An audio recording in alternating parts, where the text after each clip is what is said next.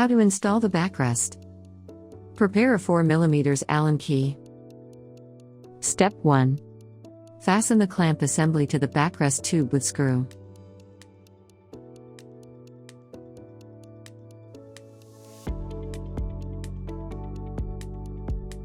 Step 2. Fasten the backrest bracket to the clamp with a screw.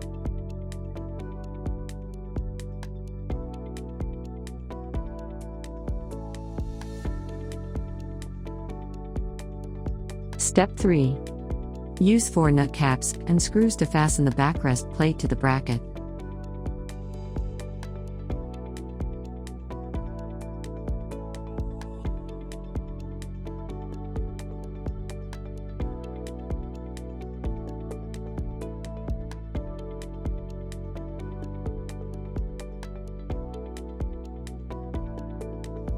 Confirm the plate height and then fasten the screws.